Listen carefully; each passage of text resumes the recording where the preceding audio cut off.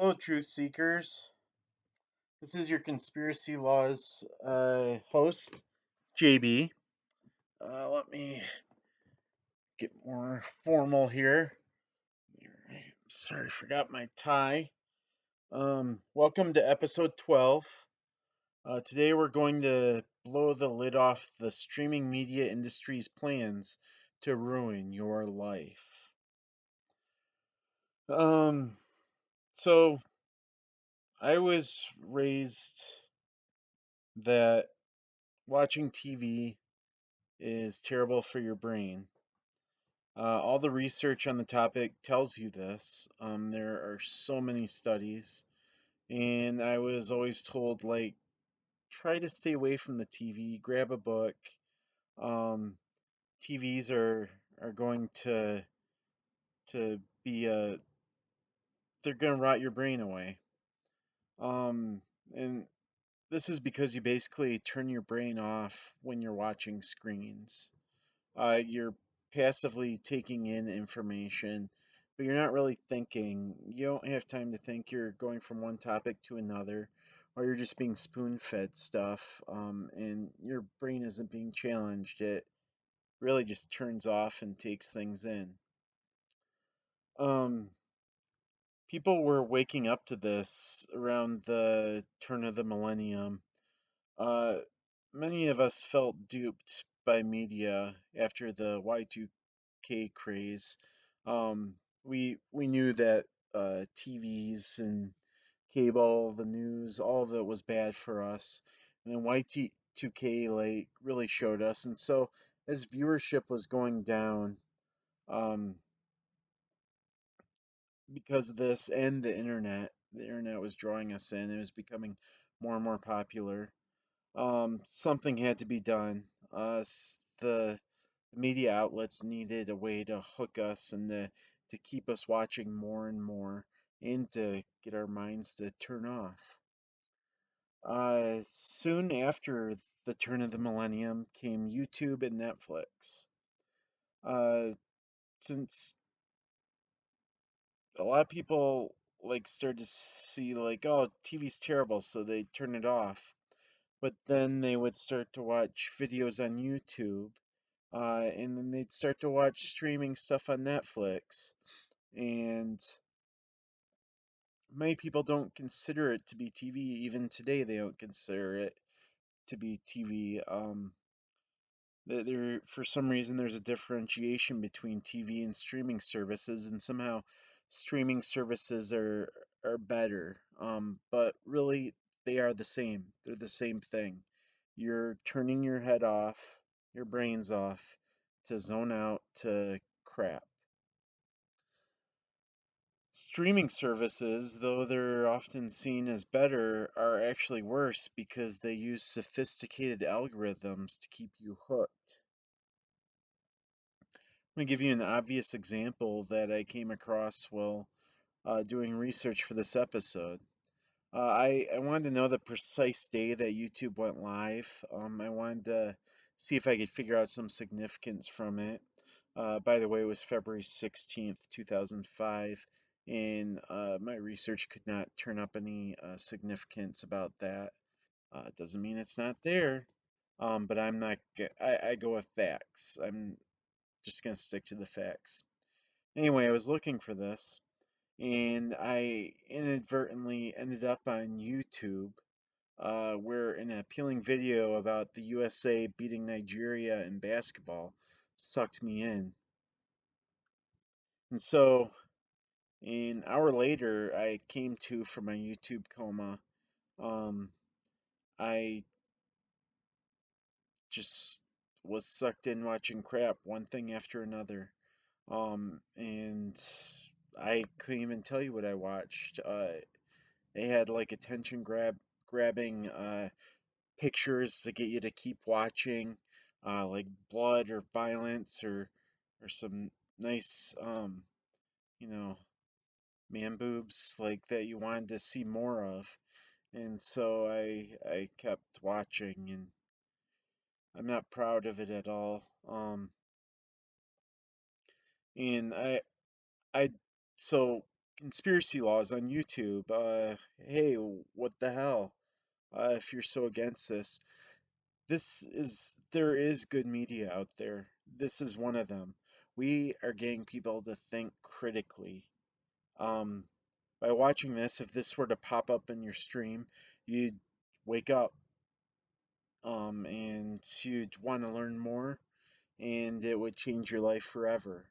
Whereas if you have some guy getting in the nut sack, or I don't know, the foreskin, if you were being hit like in the taint with something, that's not gonna teach you anything. You're not gonna wake up. You're just gonna be like, oh, you've seen Idiocracy, Dax Shepard. You'd be like Dax Shepard. Um, Anyway, all of the major streaming services, Amazon Prime, Netflix, YouTube, Hulu, HBO, etc., spend tens of millions, if not billions, of dollars on their algorithms. YouTube is the worst of them, but these algorithms, they take all of the info they can get about you, everything. They get your search history, from everywhere on the web. They get your location. They're even able to tell what you've been talking to your friends about in person, away from the internet. And of course, they use your past viewing. They take all of this info. They have very smart statisticians using uh, multiple regression, all sorts of things, chi-squared, z-scores, standard deviation, means, modes, medians.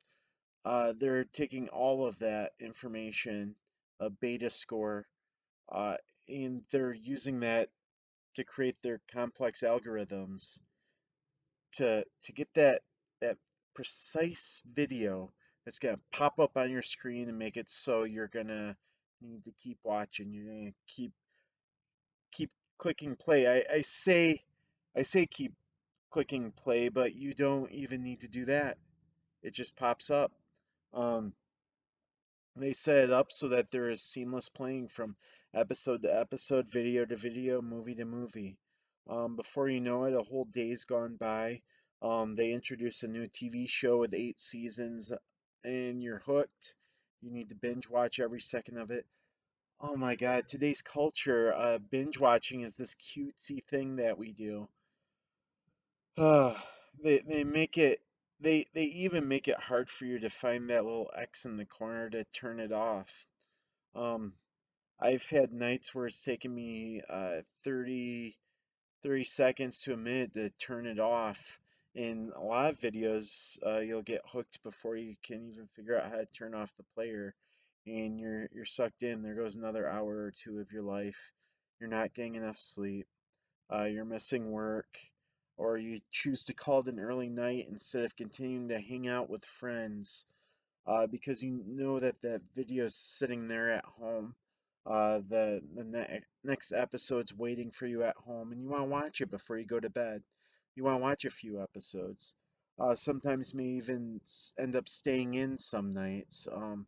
You've got that Game of Thrones to watch. You've got all the things. You got the next season of Winter is coming. You've got Winter Falls Worcestersos. You've got Dragon Booby Lady. Like all the shows, you choose not to go out.